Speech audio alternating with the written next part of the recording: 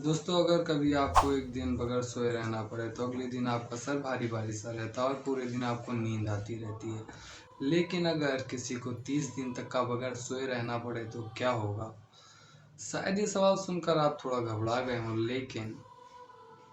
लेकिन सन 1940 में रसिया ने विश्व युद्ध के दौरान बंदी बनाए हुए दुश्मन सेना के कुछ सैनिकों में से 5 पर यह एक्सपेरिमेंट किया। लेकिन आखिर ऐसा क्या हुआ कि 30 दिन पूरे होने से पहले ही उन कैदियों को मौत के हवाले करना पड़ गया? तो दोस्तों, आज की इस वीडियो में मैं अर्पित शुक्ला आपको इस खौफनाक और इंसानियत को शर्मसार कर देने वाले एक्सपेरिमेंट के बारे में बताने जा रहा हूँ, जिसने जिंदा इंसान को दरिंदा बनने पर मजबूर कर दिया।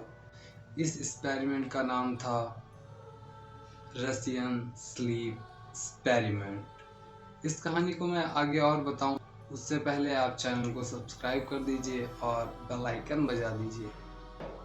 यह घटना सन 1940 की है, जब रसिया ने विश्व युद्ध के दौरान बंदी बनाए गए दुश्मन सेना के कुछ सैनिकों पर यह इस एक्सपेरिमेंट को किया। उनमें से 5 कैदियों को इस खतरनाक एक्सपेरिमेंट के लिए चुना गया।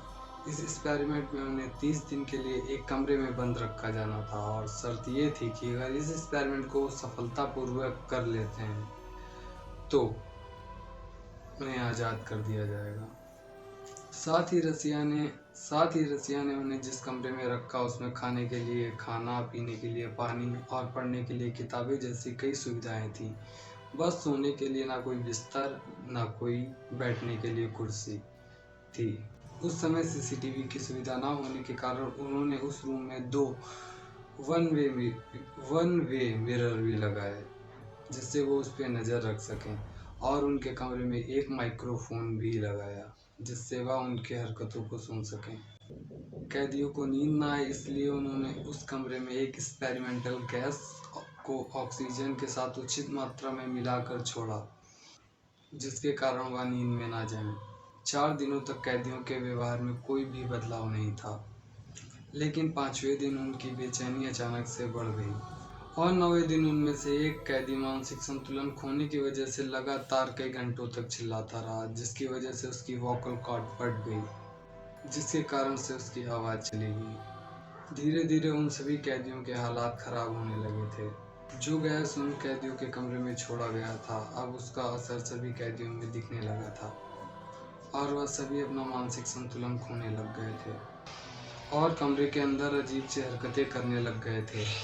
कोई देख ना ले इसलिए वो कैदी किताबों के पन्नों को फाड़कर अपने ही मलमूत्र से उस वन वे मिरर पर चिपका रहे थे। धीरे धीरे रिसर्चर्स उनके कमरे में गैस की मात्रा को बढ़ाने लग गए थे, तो कुछ दिनों तक उस कमरे में बड़बड़ाने और चिल्लाने की आवाज़ें आती रहीं, जो आगे जाकर बंद हो गई। पहले रिसर्चर्स को लगा कि शायद कोई माइक्रोफोन में प्रॉब्लम आ गई है। हालांकि रिसर्चर्स को उस कमरे में हो रहे ऑक्सीजन के प्रयोग से पता चल रहा था कि लोग अभी भी अंदर जिंदा हैं, इसीलिए कोई भी उस कमरे में नहीं जाना चाहता था।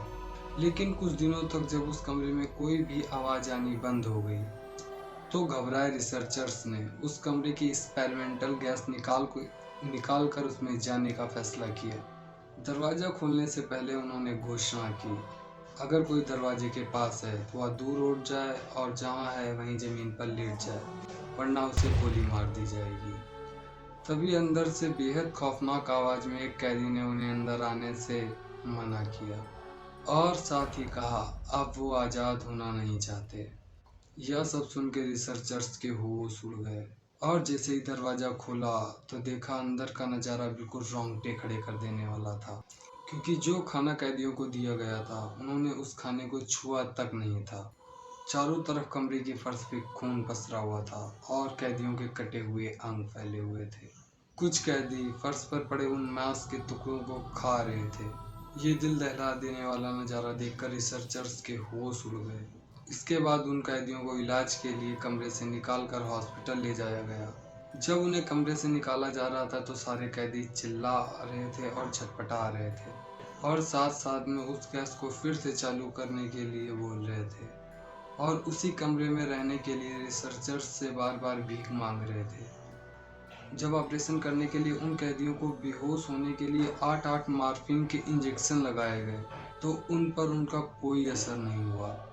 आपको बता दूं, मॉर्फिन के एक इंजेक्शन से कोई भी व्यक्ति बेहोश हो जाता है।